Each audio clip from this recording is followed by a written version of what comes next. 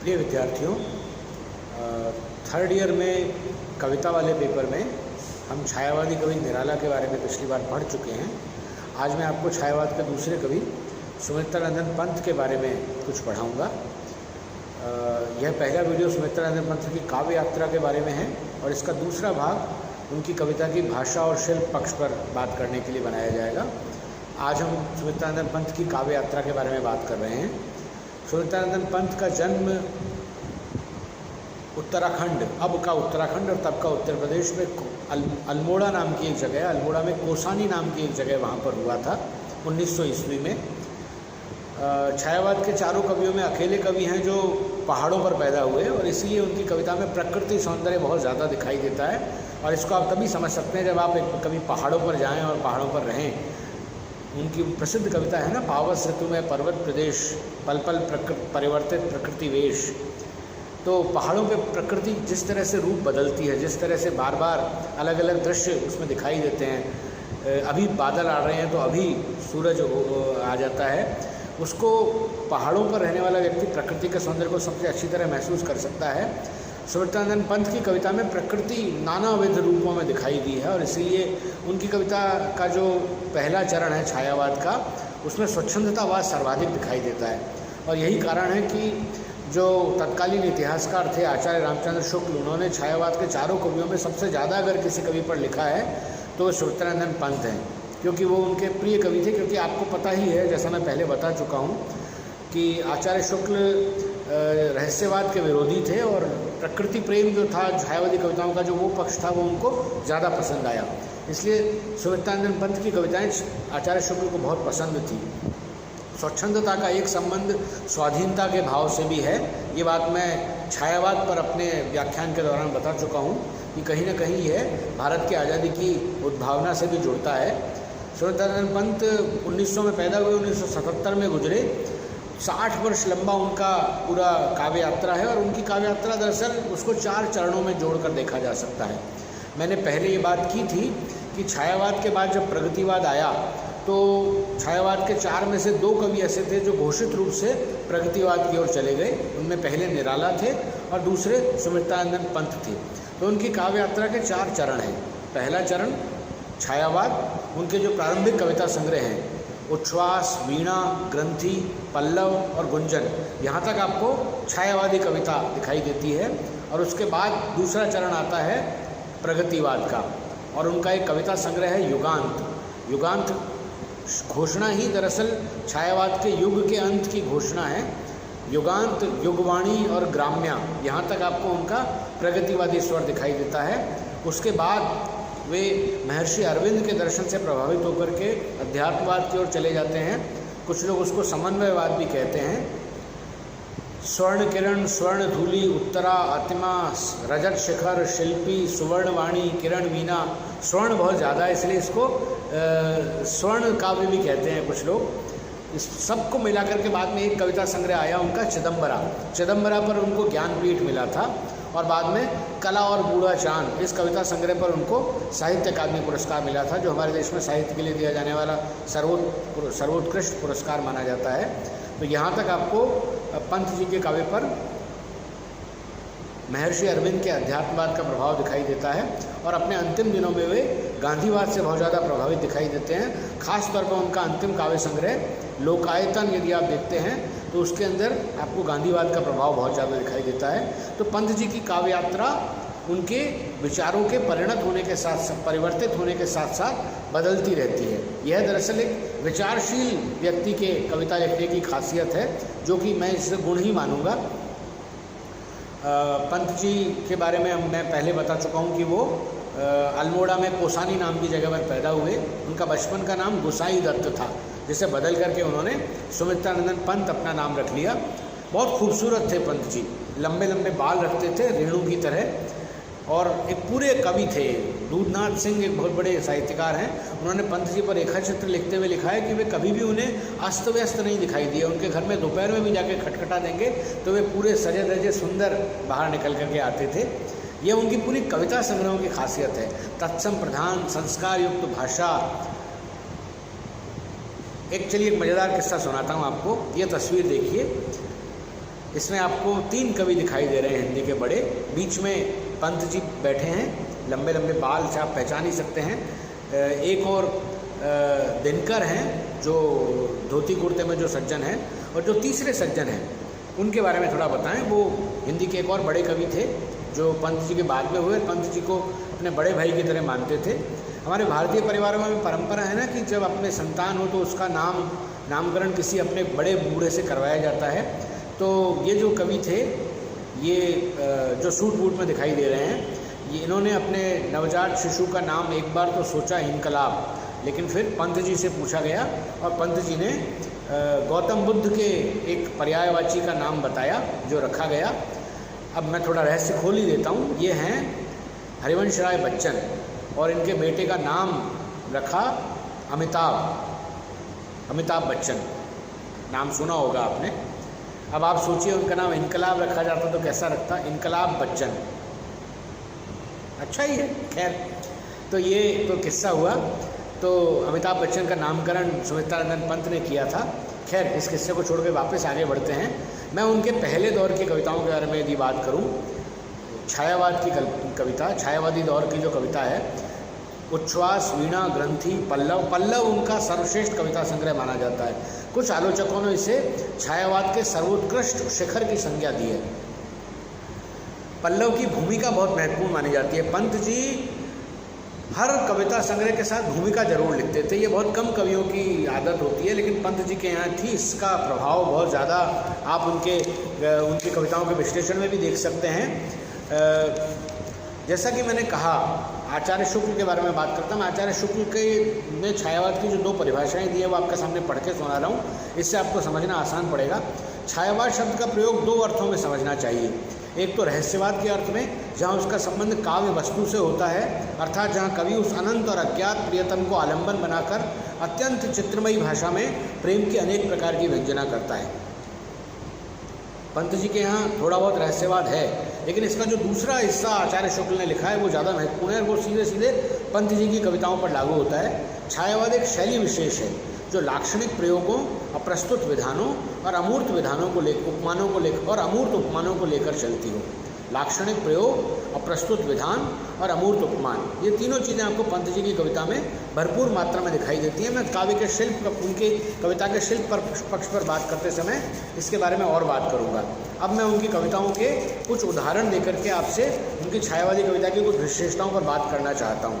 उनके यहाँ प्रकृति बहुत विविध रूपों में दिखाई देती है। प्रकृति को बहुत साकार, सजीव सत्ता के रूप में उन्होंने देखा है। संध्या, प्रातः, बादल, वर्षा, वसंत, नदी, निर्झर, भ्रमर, फूल, तितली, ये सारे उनकी कविताओं के प्रिय विषय हैं।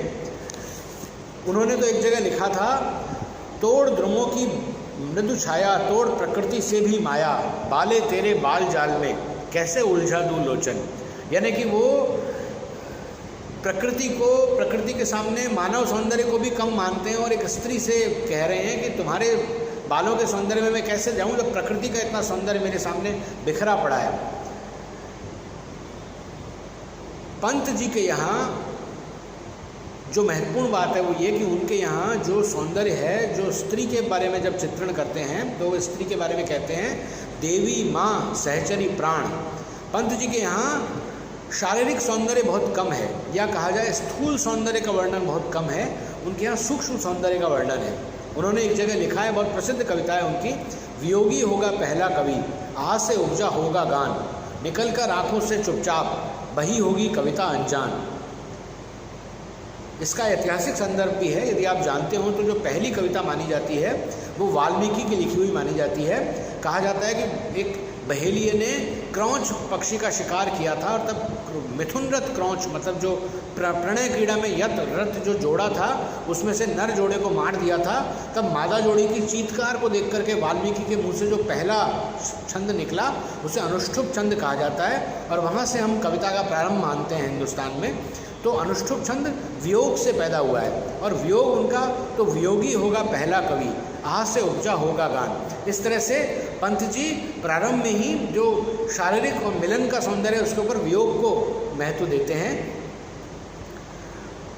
पंत जी के यहाँ एक जिज्ञासा भाव दिखाई देता है प्रकृति को देखते हुए हमेशा। प्रथम रश्मि का आना रंगिणी, तूने कैसे पहचाना, कहाँ कहाँ है बाल विहंगिनी, पाया तूने वह गाना। प्रथम रश्मि का आना रंगिणी, तूने कैसे पहचाना।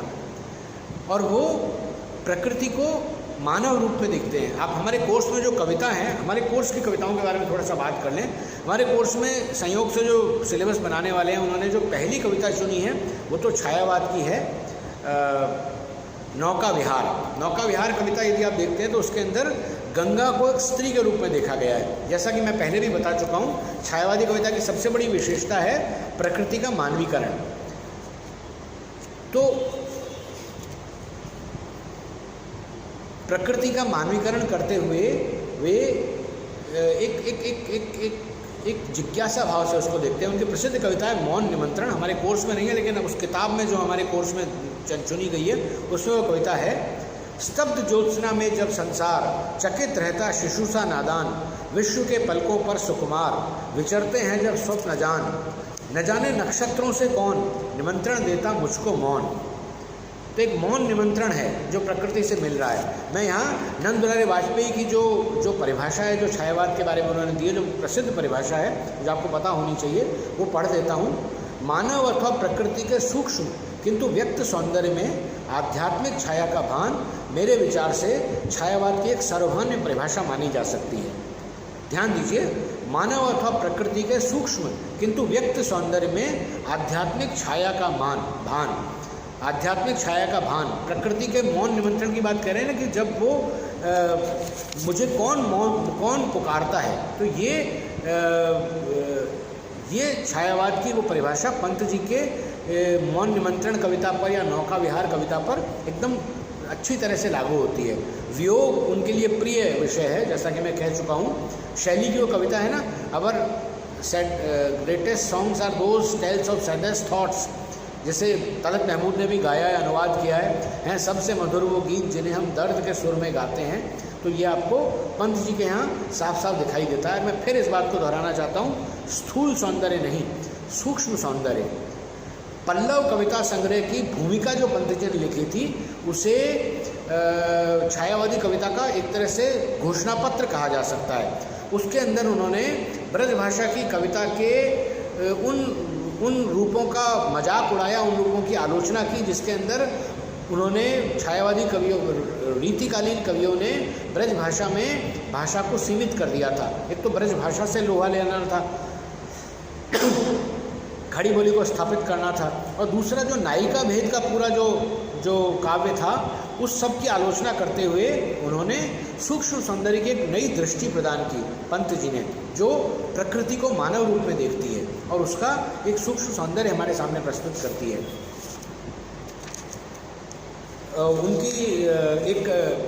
उनकी कुछ और कविताओं का जिक्र मैं रूप पक्ष पर बात करते समय करूँगा। अभी मैं आप बात करूँगा उनकी कविता के दूसरे चरण के बारे में, जो है प्रगतिवाद। जब प्रगतिवाद आया तो पंत जी छायावाद को छोड़ करके प्रगतिवाद की ओर चले गए और युगांत उन्होंने कविता संग्रह जो लिखा उसकी घोषणा ही प्रगतिवाद के आगमन की घोषणा थी। उन्होंने उसमें जो उनका मुख्य कविता संग्रह है ग्राम्या, उसको उनका प्रगतिवादी कविता का सर्वोच्च शिखर माना जाता है। उसमें उन्होंने लिखा था, इसमें पाठकों को ग्रामीणों के प्रति केवल बौद्धिक सहानुभूति ही मिल सकती है। ग्राम जीवन में मिलकर उनके भीतर से ये कविताएं अवश्य नहीं लिखी गई हैं। ग्रामों की वर्तमान दशा में वैसा करना केवल प्रतिक्रियात्मक साहित्य को जन्म देना होता। तो पंत जी इस बात को स्वीकार कर रहे हैं कि प्रगतिवाद की ओर जाते समय उन्होंने जो कविताएं लिखी उसमें बौद्धिक सहानुभूति ज़्यादा थी। स्वयं आम जन से मिलकर के, उनके साथ रह करके, उनके भीतर से कविताएं लिखने का काम उन्होंने नहीं किया। इस मामले में आप निराला की कविता से पंत की कविता को भिन्न मान सकते हैं। हमारे कोर्स में जो बाद में उनकी 4 कविताएं हैं, द्रुत झरो जगत के जीर्ण पत्र, या फिर कोकिल बरसा पावकण, नष्ट भ्रष्ट हो जीर्ण पुरातन, ये सब उनकी प्रगतिवाद के दौर की कविताएं हैं।